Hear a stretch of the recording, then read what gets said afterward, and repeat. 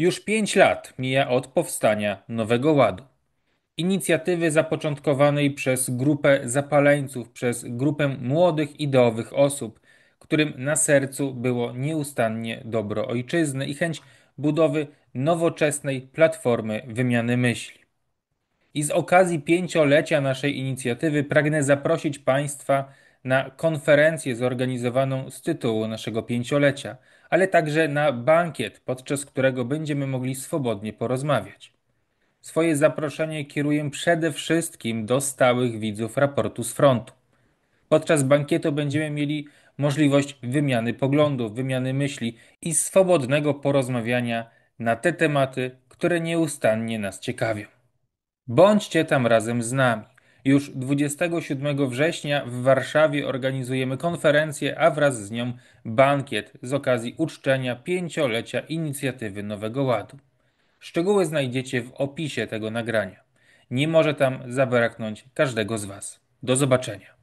Dzień dobry Państwu, nazywam się Michał Nowak, a to jest kolejny odcinek raportu z frontu. Cyklu, w którym omawiam sytuację wojskową na poszczególnych odcinkach frontów wojny rosyjsko-ukraińskiej, a dziś podsumowanie wydarzeń na koniec dnia 15 września 2025 roku. Na wstępie zachęcam Państwa do polubienia tego nagrania i do pozostawienia pod nim swojego komentarza, bo w ten prosty sposób pomagają nam Państwo w rozwoju tego kanału oraz w docieraniu do nowych odbiorców. Z serca dziękuję za taką formę udzielonego przez Państwa wsparcia. Przejdźmy do omówienia sytuacji za naszą wschodnią granicą. Prześledźmy po kolei wszystkie aktywne kierunki działań dla obu walczących stron, rozpoczynając omówienie jak zwykle od sytuacji na odcinku południowo-zachodnim, a więc obwód chersoński. Tu niezmiennie sytuacja jest całkowicie stabilna. Obie strony ograniczają się do wzajemnych ostrzałów artyleryjskich, przede wszystkim do uderzeń z wykorzystaniem dronów FPV. Rzadziej dochodzi tutaj do rosyjskich bombardowań przy użyciu bomb szybujących. Głównym celem dla Rosjan nieustannie jest sam Chersoń oraz jego bliskie okolice i nadal nic nie wskazuje tu na ewentualne przygotowania do przeprowadzenia operacji desantowej na większą skalę, gdyż jedyne operacje desantowe, które właściwie nieustannie mają tutaj miejsce od ponad 2 lat, koncentrują się w rejonie wysp u ujścia Dniepru, o które obie strony cały czas walczą, dążąc do przejęcia nad nimi faktycznej, pełnej kontroli, ale jak do tej pory sytuacja jest tutaj niezwykle dynamiczna i tak naprawdę zarówno Rosjanie, jak i Ukraińcy nie są w stanie roztoczyć rzeczywistej kontroli nad tym terenem. Przejdźmy wobec tego do wschodniej części obwodu chersońskiego na południe od miasta Zaporoże. Tu cały czas Rosjanie prowadzą działania zaczepne na kierunku miejscowości Stepnohirsk. Wielokrotnie już Rosjanie wkraczali przede wszystkim do południowej dzielnicy muzycznej, znajdującej się kilkaset metrów na południe od głównej części zabudowy tej wsi. Wielokrotnie Rosjanie do niej wkraczali i za każdym razem byli następnie wypychani w wyniku ukraińskich kontrataków. Ukraińcy na tym kierunku, właściwie jak i niemal na każdym innym, ograniczają swoje działania obronne przede wszystkim do wykorzystywania dronów FPV i to właśnie w oparciu o operatorów dronów prowadzą działania obronne, likwidując rosyjskich żołnierzy, którzy przenikają niewielkimi grupami na tereny będące pod faktyczną, rzeczywistą, często jednak iluzoryczną kontrolą ukraińską. Na ten moment mamy najświeższe materiały filmowe, które potwierdzają ponowne wkroczenie rosyjskich żołnierzy do dzielnicy muzycznej, a także dalsze przeniknięcie już w głąb tej zasadniczej części zabudowy Stepnohirsku. Na ten moment trudno wyrokować, czy tym razem Rosjanie zdołają ugruntować swoje pozycje na tych terenach, na które udało im się wkroczyć, czy też po raz kolejny zostaną wypchnięci na skutek oddziaływania ukraińskich dronów i w pewnym wymiarze również ukraińskiej piechoty. Walki trwają również pomiędzy miejscowością Pławni a zachodnią częścią Stepnohirsku. Jak się wydaje, zasadnicza część wsi Pławni pozostaje pod kontrolą rosyjską. Nadal jest to kierunek, który z punktu widzenia wojsk rosyjskich i ukraińskich ma drugorzędne znaczenie, natomiast wyraźnym celem rosyjskim nieustannie tutaj jest zajęcie Stepnohirsko, a następnie podejście w okolice miejscowości Prymorskie, co umożliwiłoby już Rosjanom prowadzenie działań z użyciem dronów FPV na kierunku południowych dzielnic samego Zaporoża.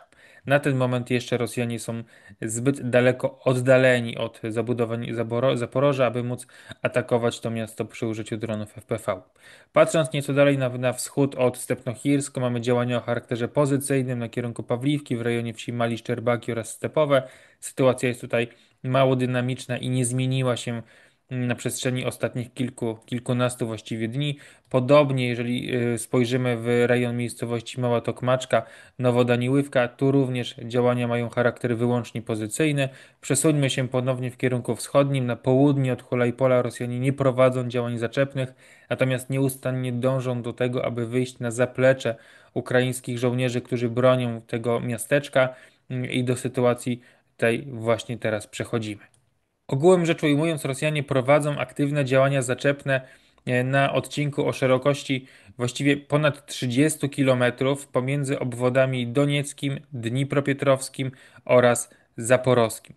Na ten moment mamy kolejne potwierdzenia rosyjskich zysków terenowych i patrząc od południa, tu najświeższe materiały filmowe wskazują na zdobycie przez rosyjskich żołnierzy w ostatnim czasie znacznej części zabudowań niewielkiej wsi Olchiwskie. Jak się wydaje, na ten moment wieś ta może znajdować się już pod pełną kontrolą rosyjską, jednocześnie mając na uwadze wcześniejsze rosyjskie postępy sprzed kilku tygodni w postaci zajęcia Małyniwki i miejscowości Wysznewe, umożliwi to Rosjanom prowadzenie działań zaczepnych na kierunku Połtawki z trzech kierunków.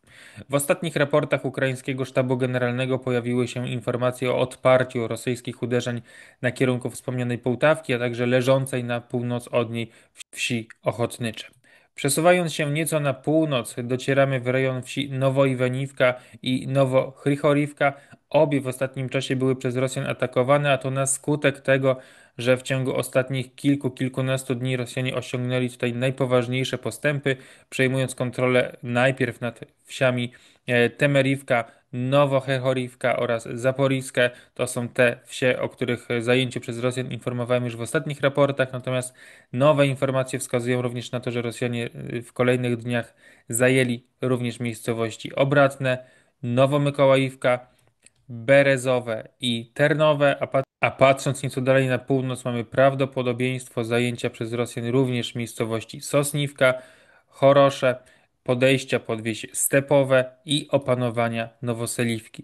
Jak się wydaje, Ukraińcy utrzymują jeszcze kontrolę nad częścią zabudowań wsi Janwarskie, ale jeżeli tak sprawy się rzeczywiście mają, to byliby tutaj wówczas już odcięci od możliwości skutecznej ewakuacji. Ogółem rzecz ujmując, południowo-zachodnia część obwodu donickiego, no w tym momencie już wschodnia część obwodu dniepropietrowskiego jest tym rejonem, gdzie Rosjanie w ostatnich tygodniach odnotowują dające się zauważyć postępy o największej doniosłości pod względem sukcesów terenowych, biorąc pod uwagę to, że na większości pozostałych odcinków sytuacja pozostaje dość stabilną. Jednocześnie wydaje się, że celem rosyjskim takim długoterminowym będzie podejście pod miejscowość Pokrowskie, a przede wszystkim podejście pod drogę łączącą miejscowości Pokrowskie oraz Hulajpole. To umożliwi wojskom rosyjskim zwinięcie ukraińskiego frontu i zaatakowanie miasteczka Hulajpole również od północy, a także od wschodu. Miejmy na uwadze tutaj fakt, że wszystkie ukraińskie umocnienia w tym rejonie skierowane były południkowo, a więc zakładały rosyjskie uderzenia od południa, właśnie bezpośrednio na Hulajpole. Jak do tej pory, przez właściwie ponad 3 lata rosyjskie działania na kierunku Hulajpola, które prowadzone były od południa, każdorazowo kończyły się pełnym niepowodzeniem ze względu na to, że Ukraińcy tutaj przygotowali teren do obrony. Natomiast w chwili obecnej, od dobrych kilkunastu tygodni, właściwie kilku miesięcy, Rosjanie prowadzą działania zaczepne od wschodu. Na kierunku wschodnim Ukraińcy nie mieli i nadal nie mają przygotowanych umocnień. Tu nie mieliśmy żadnych właściwie prac inżynieryjnych. One teraz są prowadzone w dość niejasnej na ten moment skali. Czy będą przygotowane w sposób odpowiedni do tego, aby zatrzymać dalsze rosyjskie działania zaczepne, trudno w tym momencie wyrokować. Natomiast nie ulega wątpliwości, że w ostatnim czasie Ukraińcy sukcesywnie oddają tutaj teren, wycofując się dalej na zachód, a nawet te naturalne przeszkody, jak rzeki, nie są w stanie wymiernie opóźnić rosyjskich postępów. Jest to więc ten teren, na który będziemy cały czas zwracać swoją baczną uwagę, biorąc pod uwagę tempo rosyjskich postępów, ale z drugiej strony jest to teren, który z punktu widzenia ukraińskiego i rosyjskiego w tym momencie nie ma jeszcze doniosłego znaczenia. To zmieni się wówczas, kiedy Rosjanie przesuną się o kolejne 15-20 kilometrów, kiedy będziemy już mówili o tym, że droga łącząca Pokrowskie i Hulajpole została przez Rosjan odcięta. Na ten moment do tego jeszcze dość daleko, co oczywiście może się w sposób dynamiczny zmienić. Przesuńmy się nieco w kierunku północnym, a więc jeszcze południowo-zachodnia część obwodu donieckiego na kierunku miejscowości Iskra, okolice Zakola rzeki Wołcza. Tu Rosjanie opanowali Aleksandrowgrad i prowadzą aktywne działania zaczepne na kierunku wspomnianej miejscowości Iskra.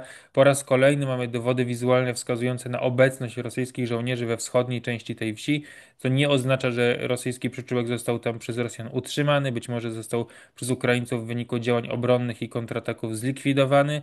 Wydaje się, że Rosjanie po raz kolejny opanowali w całości miejscowość Zielony Gaj, która na krótko przeszła pod tymczasową niepełną ukraińską kontrolę w wyniku ukraińskich kontrataków. Sytuacja jest tutaj więc nadal dynamiczna, trudno jest precyzyjnie wskazać przebieg linii frontu, ale walki trwają już właściwie o miejscowość Iskra, a nie o miejscowości Tołstoj czy Zielony Gaj, jak miało to miejsce jeszcze kilka tygodni temu. Przesuńmy się w kierunku północnym, mijamy bieg rzeki Wołcza. Jeżeli chodzi o sytuację pomiędzy miejscowościami Daczne a Kotłynę, to ona jest dość stabilna. Rosjanie działania zaczepne ograniczają wyłącznie do rejonu Udacznej i Kotłynę. Obie te miejscowości są w części pod kontrolą rosyjską, ale Ukraińcy nadal stawiają opór, uniemożliwiając Rosjanom konsolidację własnych sił i przeprowadzenie działań zaczepnych dalej na północ, tak aby zagrozić ukraińskiej obecności w Pokrowsku w jeszcze pełniejszym wymiarze poprzez podejście do miejscowości Serhiivka, a przede wszystkim Chryszynę. Ewentualne zbliżenie się Rosjan do obu tych miejscowości oznaczałoby operacyjne okrążenie Pokrowska, właściwie pełne domknięcie okrążenia i zamknięcie ukraińskiego garnizonu w kotle. Na ten moment do tego jeszcze daleko, stąd też Ukraińcy nadal nie podejmują decyzji o odwrocie, być może wręcz podjęli decyzję o prowadzeniu działań obronnych w wymiarze przekształcenia Pokrowska i Myrnochradu w twierdzę. Trudno w tym momencie jeszcze wyrokować. Jeżeli chodzi o sam Pokrowsk, to walki trwają w południowych dzielnicach tego miasta, do których nieustannie przenikają Rosjanie. Zwirowa i Leontowyczy pozostają pod kontrolą rosyjską. O Trojandę, niewielką osadę pomiędzy południowymi dzielnicami Pokrowska a miejscowościami dalej na południe pozostaje cały czas obszarem, o który trwają walki. Rosjanie prowadzą również działania wzdłuż linii kolejowej w rejonie Nowoukrajinki, dalej na Nowopawliwkę. Próby przenikania do Pokrowska cały czas mają miejsce również z tego rejonu. Nie ulega wątpliwości, że Ukraińcy nie mają pełnej kontroli nad zabudowaniami Pokrowska, wbrew pojawiającej się dość regularnie ukraińskiej narracji. Jeżeli chodzi o Myrnochrad, to tu sytuacja jest dość zbliżona. Jeżeli chodzi o południowe dzielnice Myrnochradu, to tu jest pełna stabilizacja. Ukraińcy sukcesywnie kontrolują ten teren. Rosjanie nie prowadzą tutaj szerszych działań zaczepnych. Jeżeli chodzi o wschodnie obrzeża Myrnochradu, to Rosjanie do nich skutecznie przenikają.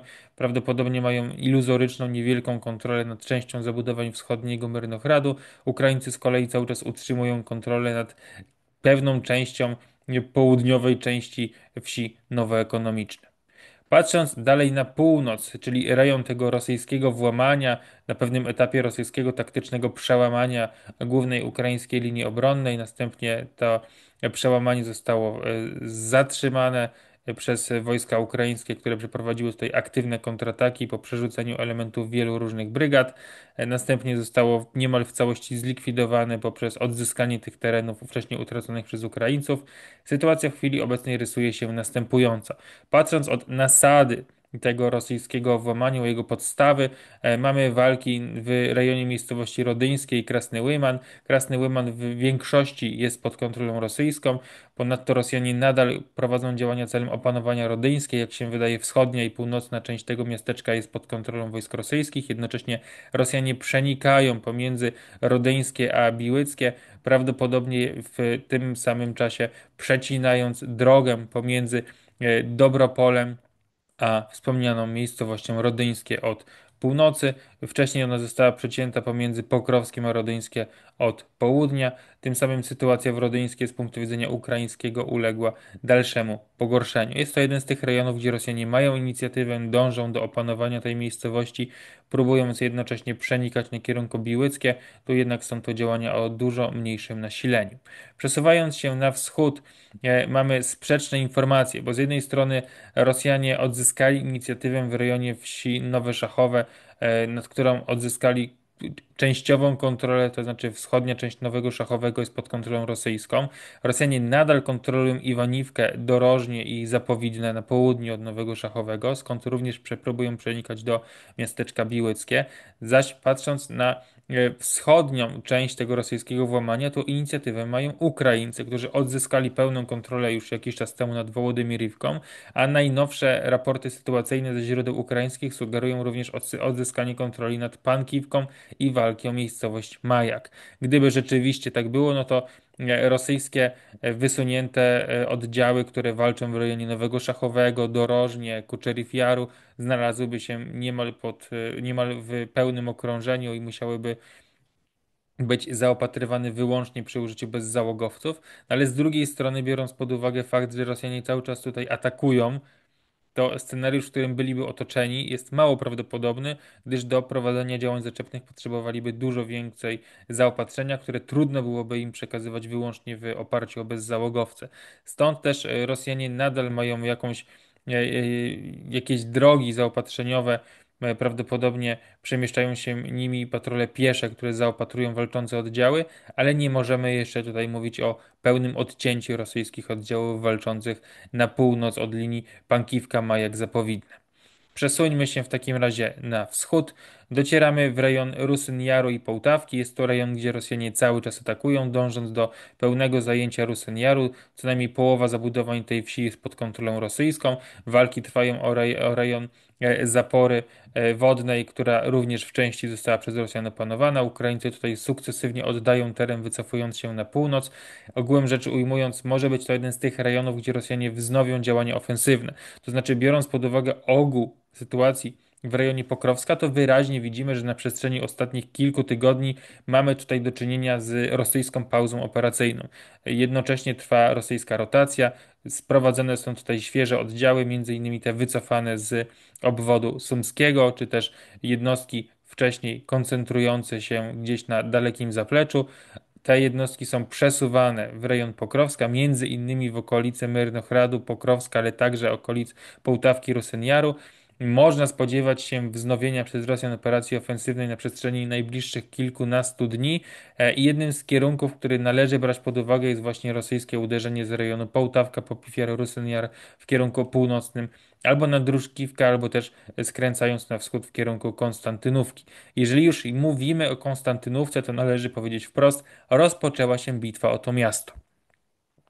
Od dobrych kilkunastu dni trwały rosyjskie próby przedarcia się z rejonu Biłej Góry i wsi Aleksandro-Szultynę w kierunku Pretteczyny, a także w kierunku wschodnich, przepraszam, dzielnic samej Konstantynówki. Rosjanie opanowali część kluczowych wzgórz na północ od Białej Góry i Aleksandro-Szultynę, jednocześnie docierając do zabudowań wsi praktyczne. Do tego w tym samym momencie trwały rosyjskie działania zaczepne od północy z rejonu wsi Stupoczki, która jak się wydaje jest pod kontrolą rosyjską, również ataki na praktyczne.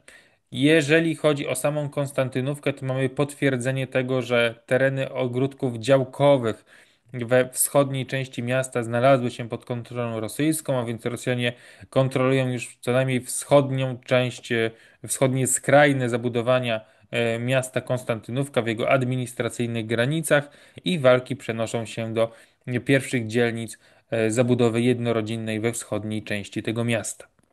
Mało prawdopodobne, by Rosjanie zdecydowali się tutaj na zdobywanie Konstantynówki poprzez działania szturmowe z jednego kierunku. Należy spodziewać się właśnie symultanicznego uderzenia z rejonu Rusen Jaru na do Wąbałka i Stepaniwka i dalej na zachodnie dzielnice Konstantynówki i jednocześnie rosyjskiego uderzenia na wschodnie dzielnice Konstantynówki z rejonu zajętego już Czasifiaru.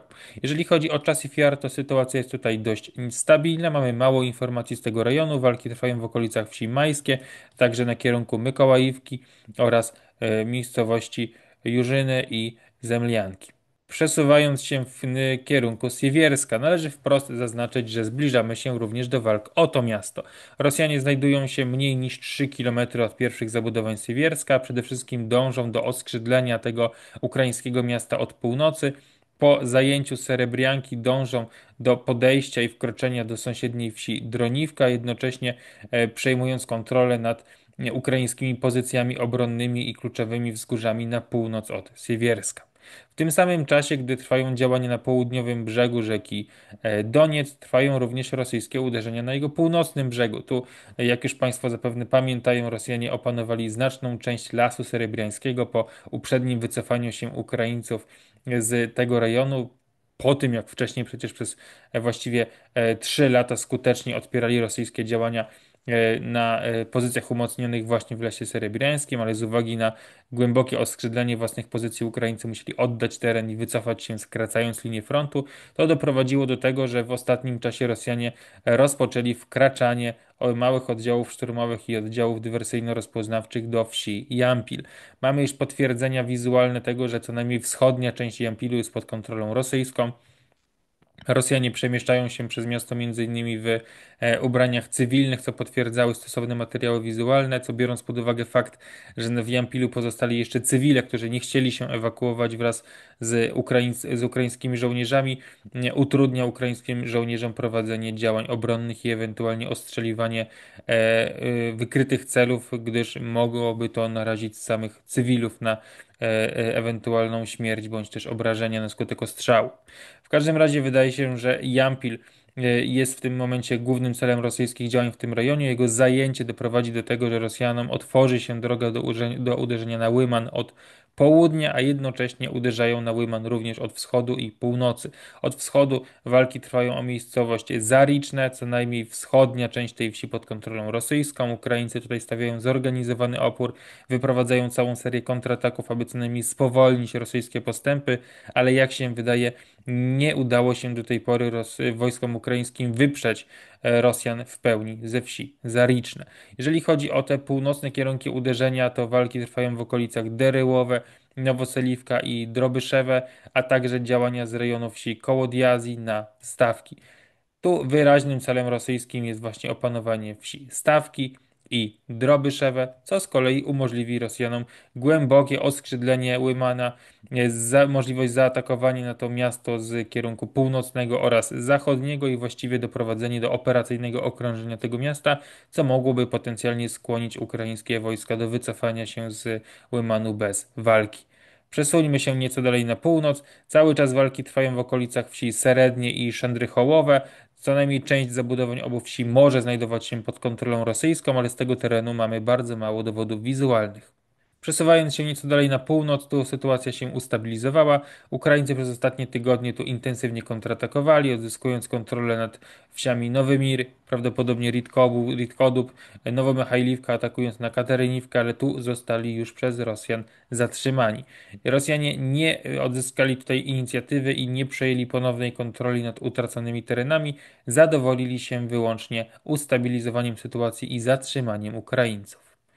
Przesuńmy się ponownie w kierunku północnym. Jeżeli chodzi o kierunek kupiański, to potwierdzono to, że Rosjanie do Kupiańska i w jego okolice dostawali się przy użyciu po raz kolejny rur prawdopodobnie kanalizacyjnych. Mało prawdopodobne byśmy mogli tutaj mówić o rurach gazowych.